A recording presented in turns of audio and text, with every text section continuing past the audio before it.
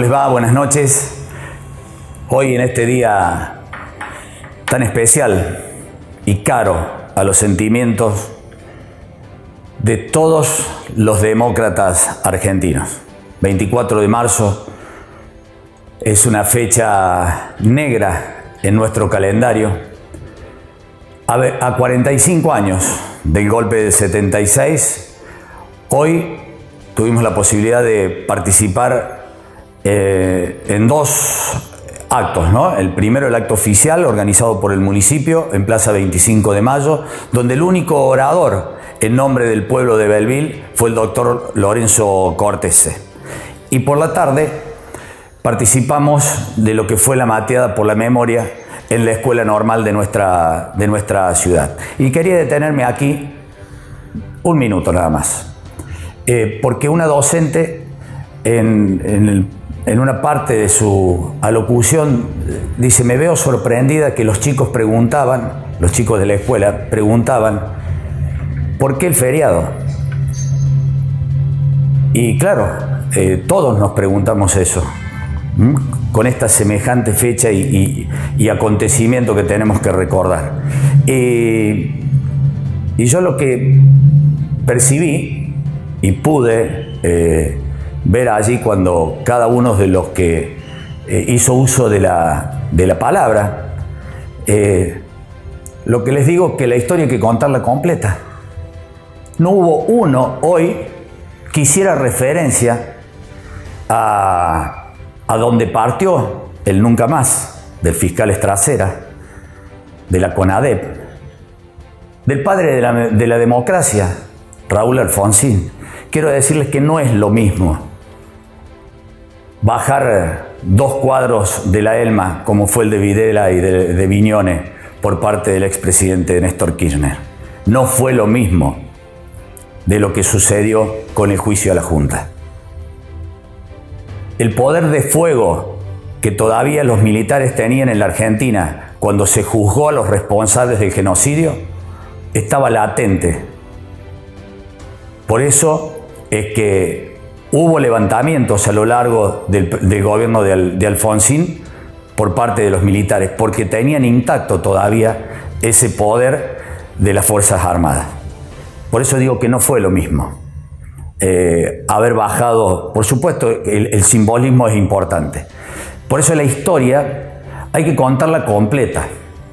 Por eso queremos compartir lo que sucedió hoy en el acto oficial de esta mañana en Plaza 25 de Mayo, donde decíamos que el único orador fue el doctor Lorenzo Cortese, ¿se recuerdan? Muy joven, fue diputado nacional en el 83, haciéndose cargo de una de las principales comisiones que el Parlamento argentino tiene. Fue senador provincial, fue secretario de Estado, secretario de lucha contra el narcotráfico, y forma parte de uno de los dirigentes que dio este Belleville, uno de los tantos dirigentes que dio este Belleville, dirigentes de primera línea de todos los partidos políticos que dejaron marcada una huella. Por eso no queríamos desperdiciar este material. En 33 minutos relató la historia contemporánea del 73 hasta la actualidad, y me parecía que era un material importantísimo para poder compartirlo con todos ustedes en este día tan caro a los sentimientos de todos los argentinos. Les propongo ver este material, la locución, el discurso del doctor Lorenzo Cortese. Debo pedir inicialmente disculpas porque en una ceremonia de esta entidad una actitud realmente respetuosa hubiese impuesto concurrir con un discurso escrito. Pero adrede he preferido obviarlo para que surjan algunas reflexiones que en la línea que marcó Ganuza, trayendo a la memoria jornadas viejas, puedan encolumnarse y engarzarse para que los nuevos de las generaciones actuales y los de las generaciones intermedias puedan tomar noción de que aquí, en Belleville, también se produjeron acontecimientos dramáticos derivados de esta etapa negra que tuvo que vivir el país. Me voy a permitir, sí, leer un párrafo solamente del discurso que Ernesto Sábato pronuncia cuando entrega las conclusiones de la CONADEP al presidente Raúl Alfonsín. Porque en definitiva creo que si nos quedásemos con esta página, por supuesto, la brillante pluma de Ernesto Sábato, pero su contenido tornaría innecesario que yo siguiera con alguna otra reflexión.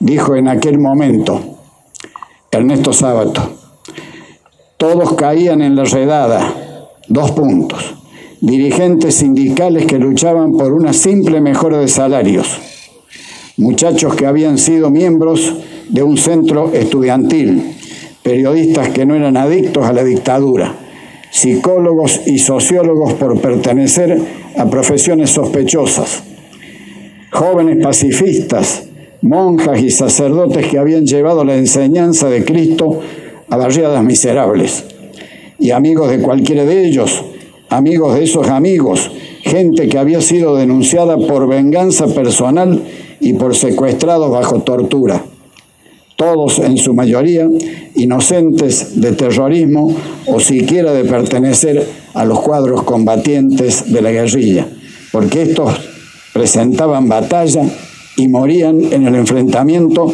o se suicidaban antes de entregarse, y pocos llegaban vivos a manos de los represores. He querido traer esta página porque creo que realmente sintetiza lo que se vivió en aquellos tiempos. 24 de marzo del 76, fecha que nos convoca, pero yo creo realmente que hubo periodos que nos marcan con claridad lo acontecido históricamente en aquel momento, previos al golpe del 24 de marzo, posteriores en la ejecución de los objetivos que trajeron los militares para alcanzar el poder despóticamente, y una tercera etapa que está representada por lo que constituye la recuperación democrática. Todo ese encadenamiento debe llevarnos a la conclusión de que realmente no se puede limitar uno a esta cuestión evocativa de una fecha, sino al análisis integral y fundamentalmente convocando, antes que nos vayamos los más viejos, a que traigamos algunas reflexiones y alguna memoria. Al 24 de marzo del 76 se arriba con un gobierno absolutamente debilitado, con un vacío de poder. Perón había vuelto al país, había regresado poniendo fin a una etapa de tránsito en la recuperación democrática anterior. Y es plasmado presidente de los argentinos con la renuncia previa de quien era el presidente Cámpora, con un porcentaje nunca alcanzado a través del voto electoral, algo así como el 70% de los votos lo acompañaban. Es que él había encontrado aglutinar dentro de su movimiento y de su partido a los sectores de izquierda y a los sectores de derecha. Confluían y lo acompañaban. Pero tuvo en el gobierno que tomar decisiones, optar.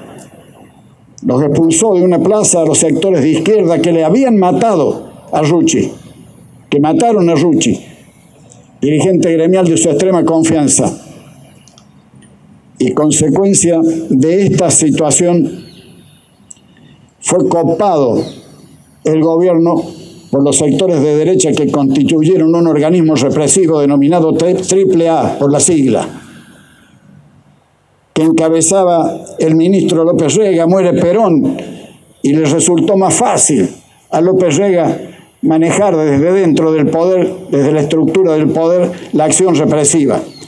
Yo mismo he tenido que soportar el pedido de Telielín Local, padre del que está involucrado en la cuestión de la AMIA, durante el periodo democrático.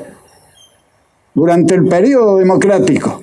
500 muertos se estima que existieron en aquel momento fruto de una represión que no se alcanzó a investigar correctamente. Pero había una insatisfacción en la comunidad porque se encontraba la sociedad creyendo que estábamos con un vacío de poder tan grande que el país no tenía destino. Graficamos esto diciendo que Casildo Herrera, dirigente gremial encumbrado, dijo me borro y se fue a Uruguay, creo. Y así la dejaron sola la presidenta, que como una ingenua subió un helicóptero y se fue hacia el sur del país sin necesidad de derrocamiento, como se había producido 10 años antes con Arturo Illia, donde lo sacaron a empujones y después tuvo que disculparse el general Alzogaray.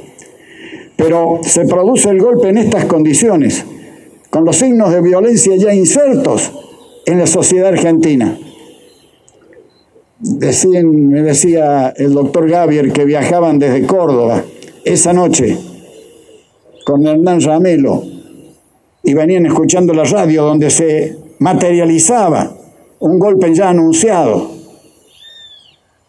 Y yo recuerdo en lo personal que conjuntamente con Aldo Lacreu, con Carlos Benjamín Bondone, con Ibar Rivarola y con José María Tribucio, escuchamos la radio toda la noche esperando lo que se había anunciado y se concretaba, que era el golpe de Estado.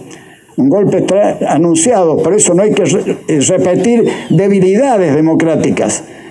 Los gobiernos democráticos deben ser participativos, nacional, provincial y también los municipales, para que tenga solidez la democracia y la podamos resistir a cualquier atropello que nos pretendan efectuar en el futuro.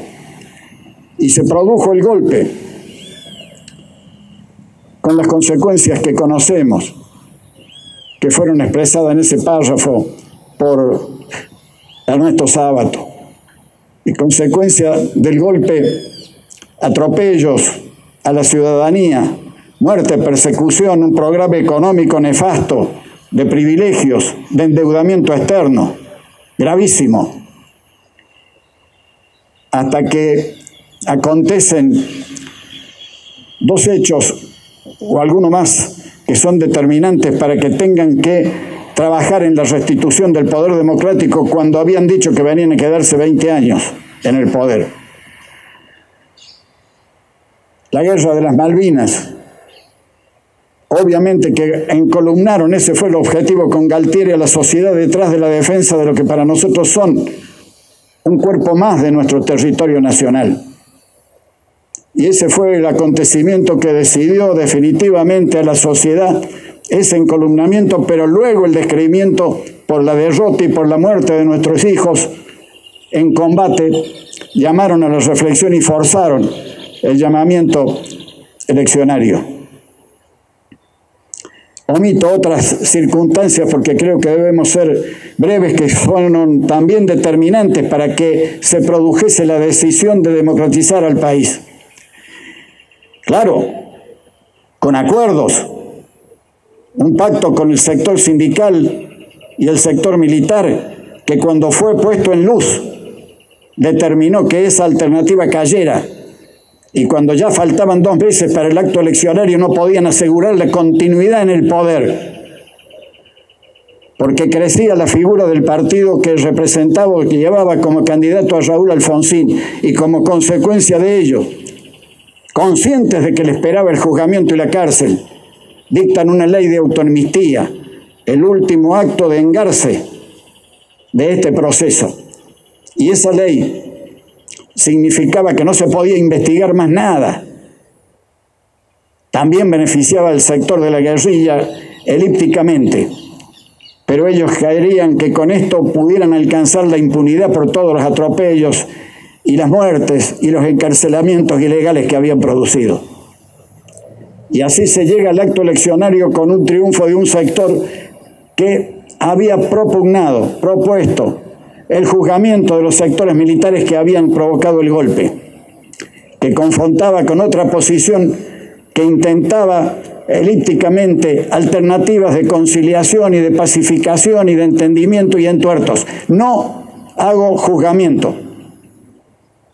De buena fe seguramente estaban creyendo que el país no iba a dar espacio para lo que después hizo la democracia, que fue juzgar a los sectores militares que causaron el golpe. Y por esa razón se produce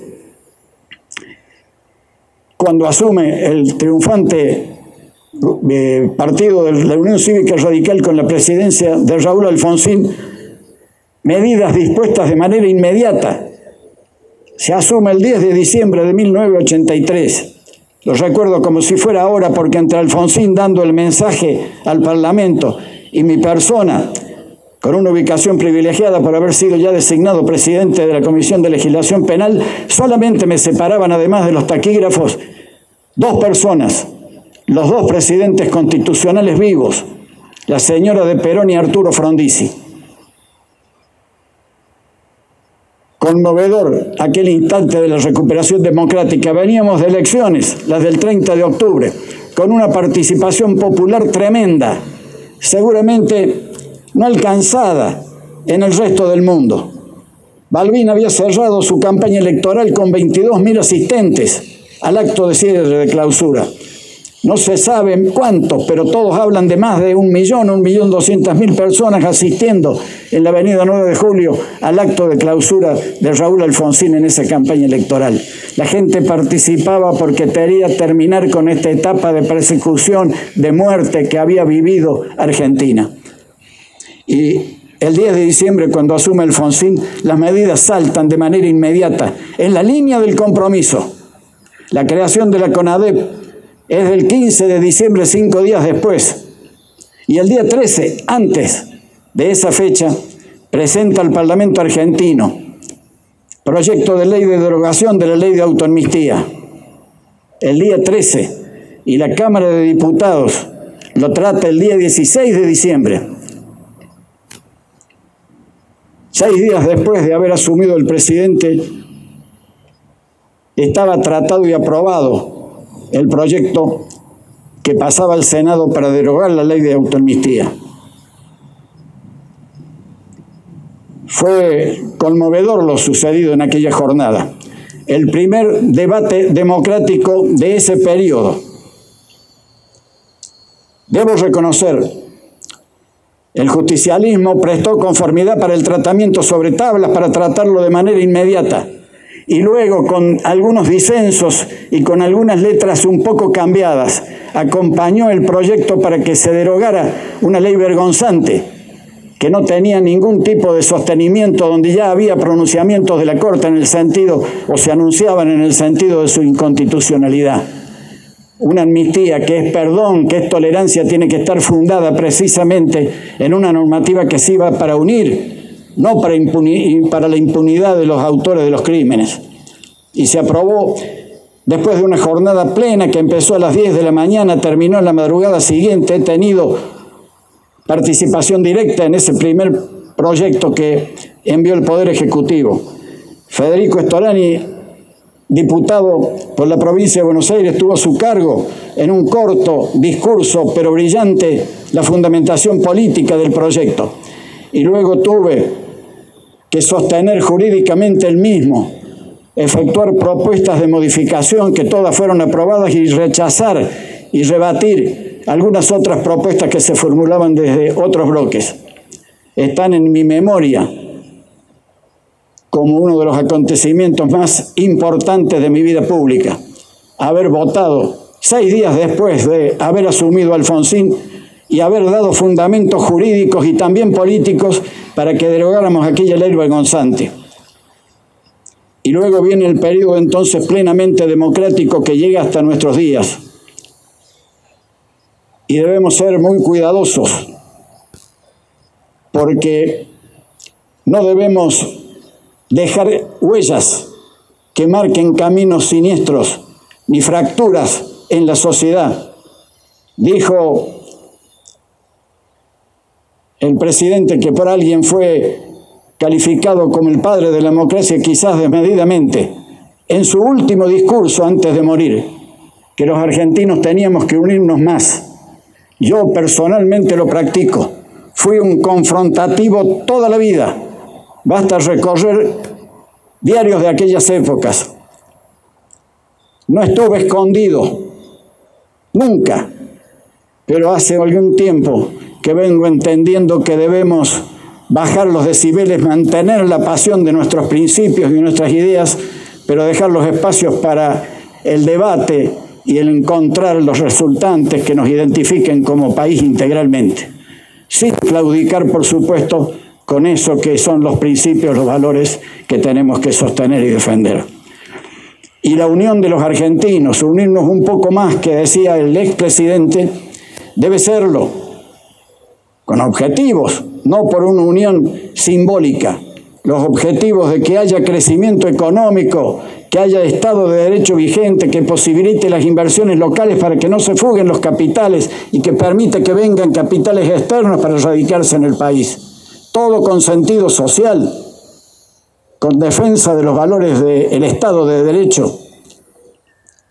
Por supuesto que todo esto no puede quedar en un discurso, tiene que quedar en la práctica constante, y veo que es difícil ahora donde se vienen manifestando fracturas que se expresan gráficamente con la denominación de grietas.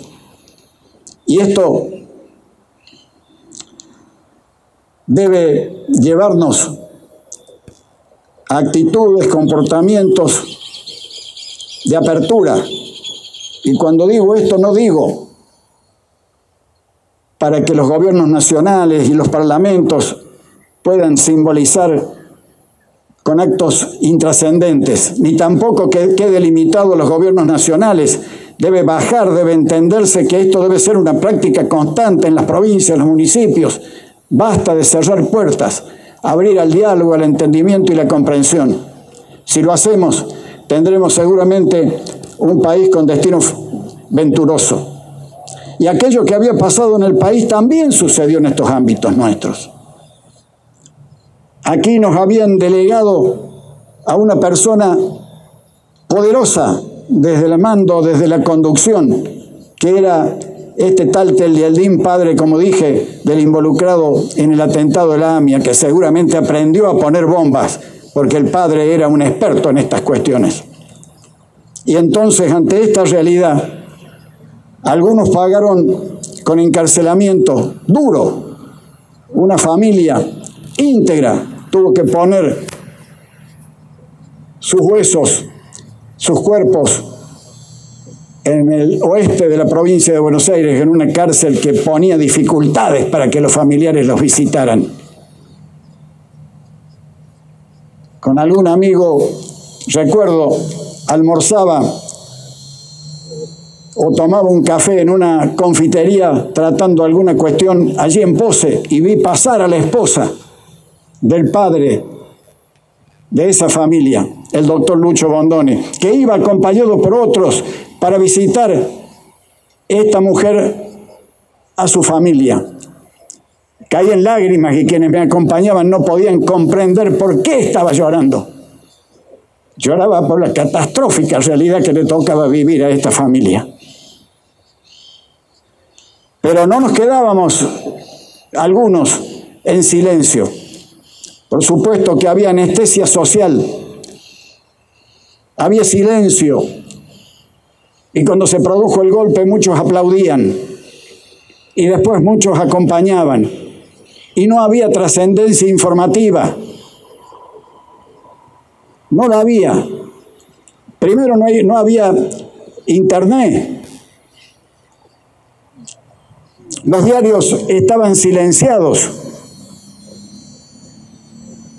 y tampoco podíamos tener acceso a los diarios internacionales. Alguna vez tomábamos algún diario francés o español para nutrirnos de la información que nos estaban dando y que acá se ocultaba. Y aquí en Belleville esa persecución se exteriorizó constantemente.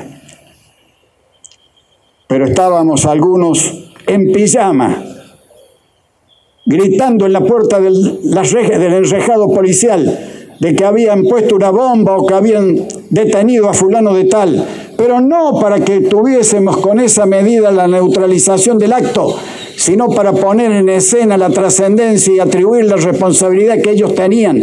Seguramente me estaban espiando desde adentro de la casa del frente donde había alquilado Telialdín, para ver quién era el que andaba puteando frente al despacho, al edificio policial. Y consecuencia de ese conducto y de ese comportamiento, una recordación, porque nunca se resistió a acompañarme en ningún lado y acompañarnos con otros que hacíamos política. Al doctor Eduardo Semino, abogado, ya hombre mayor, que lo único que pretendía era que tener un espacio temporal de un par de minutos para seleccionar las pastillas y en el pastillero ponerlos en su saco o en su campera, por si tenían que pagar con cárcel. Esta actitud. Y en la recordación, también a un periodista local, que lo vemos por las pantallas televisivas, creo que diariamente, y que no sabemos, en términos generales y de manera especial las generaciones nuevas, el protagonismo que tuvo al servicio de los valores de la República, de la democracia, de la paz, de la tranquilidad social. Cuando aquí a media cuadra le pusieron una bomba, destruyendo parcialmente el edificio del ex senador Félix Humberto Celis, al día siguiente nos reunimos, algunos por supuesto, una veintena de personas o algo más, en los altos del Coliseo. Y el único discurso que se recuerda no es el mío, que también hablé, es el discurso de Etrat, que con claridad, con precisión, con contundencia, asumió desde la prensa la denuncia con nombre propio. Hace unos meses, creo que fue el diciembre, cuando se conmemoraba la asunción del gobierno democrático, me convocaron al canal de televisión. Hice esta remembranza agradeciéndole por su conducta y su comportamiento. Cuando terminó el reportaje, ya fuera del aire, me dijo: nosotros dos somos los únicos que públicamente hemos dicho lo que tuvimos que decir contra el comisario Telialdín. Yo, en la oportunidad que vos mencionaste, y te agradezco, y vos con un discurso ante 1000 personas en el Parador, todos los intendentes radicales de Córdoba y el sector más encumbrado del partido, con un expresidente y con un presidente futuro, 10 diputados nacionales, 4 senadores nacionales, todos los intendentes, concejales, allí pude hacer público para que trascendiera lo que estaba sucediendo en nuestra ciudad, no para vanagloriar a quien lo manifestaba, sino para identificar a quien estaba cometiendo estas atrocidades, aunque me costara después que promovieran el pedido de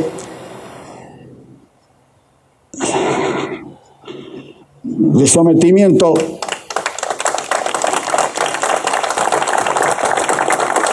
Está bien. De puesta a disposición del Poder Ejecutivo. Reconocimiento de Etrat en estos términos, porque lo merece, porque lo viví, porque compartí, y ahora está como un protagonista anónimo de la vida social de la ciudad. Gracias, me hacía falta.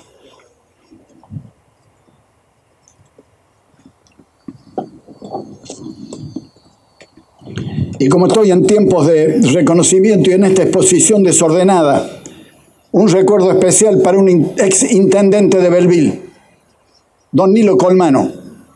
Cuando se produjo el golpe, el 24 de marzo, yo presidía el Partido Radical de Belleville, el Comité de Circuito de Belleville, y me encontré, desperté con la realidad y me encontré con la necesidad de adoptar como partido una posición, porque estaban convocando a los intendentes, los expulsaban primero, los derrocaban primero, pero después, cuando tenían prestigio, los convocaban para que se mantuvieran en el poder municipal. Por eso Escribano, desde La Nación, decía con alguna repetición que el 33% de los intendentes del país eran intendentes radicales. Y entonces el dilema era muy simple. La sociedad podría ver muy bien, con buenos ojos, que continuara don Nilo, pero el partido que estaba luchando contra ese golpe militar lo veía muy mal. Y yo no tenía manera de comunicarme con nadie porque los teléfonos estaban cortados, nadie se quería comprometer en conversaciones de este tipo, porque detectada la conversación bastaba para que luego viniera el encierro, el encarcelamiento. Y era Semana Santa y me fui con mi esposa a Buenos Aires logré que me recibiera en la Avenida Libertador, allá arriba en San Isidro, Conrado Hugo Storani. Era una mañana con diluvio. Llegamos. La esposa compartió con Alice todo el desarrollo de la conversación que mantuve con don Conrado. Y expresamos la coincidencia en cuanto a lo que significaban los valores que estaban en pugna, los que acabo de referenciar. Pero compartimos que había valores que defender para siempre, que eran los valores de la República, de la democracia, de la libertad, de la paz. Y me vine convencido de que, como lo había creído antes, tenía el respaldo de un dirigente como don Conrado Storani. Y entonces, el día siguiente, el lunes siguiente de Semana Santa, lo llamé por teléfono a don Nilo. Le pedí si me podía recibir, me dijo que sí, que lo visitara. Llegué, me hizo pasar a su escritorio modesto. Allí 4 o 5 libros y uno abierto de municipalismo.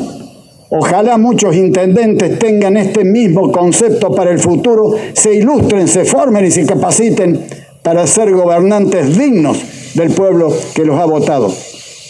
Y entonces me dice, no me diga nada, Lorenzo, yo sé a qué usted viene. Usted viene porque había trascendido que le ofrecían la municipalidad que continuara después de haberse producido el derrocamiento. Usted viene para pedirme que yo no acepte la propuesta que me están formulando. No se preocupe, yo ya tengo posición asumida. Usted llega tarde. Y me dejaba una cuota de incertidumbre. Yo no voy a aceptar, Lorenzo.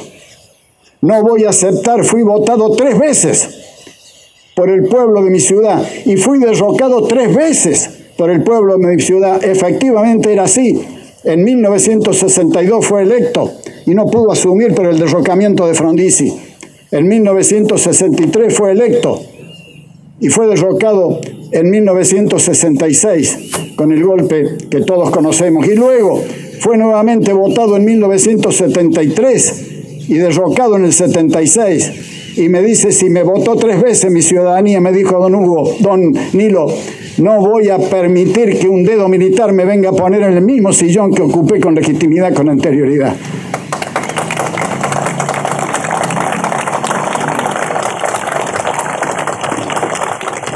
Por eso también esta recordación.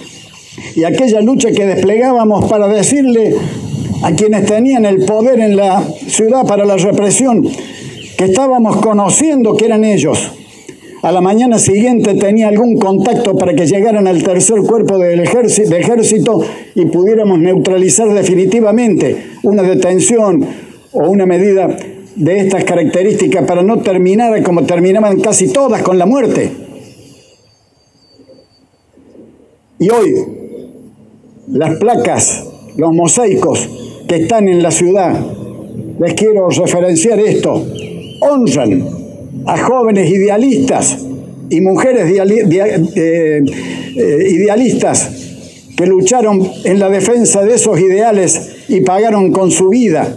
Pero debemos saber, cada vez que veamos alguna de estas placas, que todos ellos fueron secuestrados y muertos fuera de Belleville. No hay ningún secuestrado en Belleville que haya tenido que ser muerto porque estábamos denunciándole a los 10 minutos, aunque sea en pijama, que sabíamos que eran ellos los autores de ese secuestro. Están todos retornados. Por supuesto, son los damnificados directos, mayúsculos, que ha tenido la ciudad de este golpe. Debo cerrar. Debemos ser breves siempre, pero en este momento mucho más. Que no se repita, que la memoria sirva, que mi nieto, que lo vi por ahí, comprenda un poco más de lo que hemos tenido que vivir. Y tengamos la esperanza de que si en la acción de conjunto luchamos por valores y encontramos esa unidad que nos reclamaba Alfonsín en su último discurso antes de morir, tendremos un futuro seguramente distinto al actual, con muchas más posibilidades, con mucha más ventura por delante.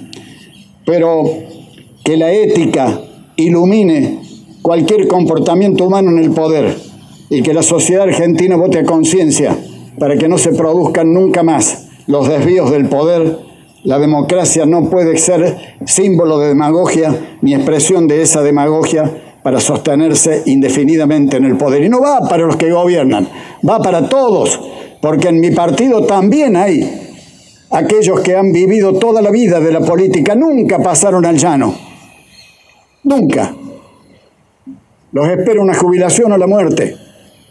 Y esto es un esquema burocrático que comprende la propia oposición, ahora de mi partido, antes de otros partidos, porque siempre están prendidos, aún como gobierno, aún como oposición. Aprendamos entonces algunas cuestiones que son fundamentales para que el concepto de unidad que nos reclamaba Alfonsín se materialice para el bien de una sociedad que tiene que crecer económicamente, pero no ser incompatible con la justicia social.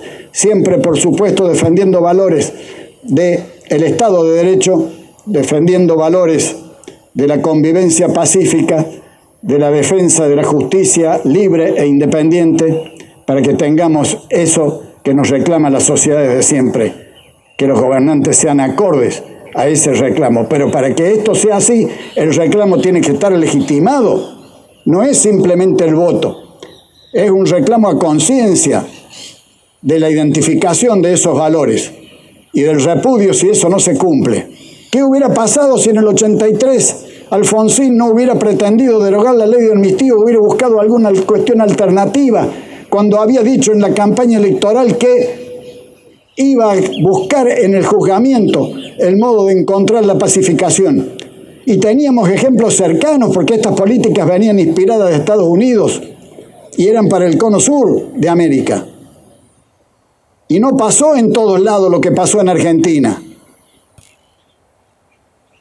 En Uruguay se sancionó por el Parlamento una ley de amnistía. En Chile se le aseguró una banca vitalicia a Pinochet. Y en Argentina hubo juzgamiento, que aquel ejemplar comportamiento complementado después por las leyes que han permitido que se estén terminando los juicios en este momento, algunos han terminado, algunos han concluido, que nos permitan, para que en definitiva haya sido la justicia la que determine las responsabilidades y nos permita a nosotros mirar para adelante. Nunca más aquello y siempre más de democracia, de tolerancia y comprensión. Gracias.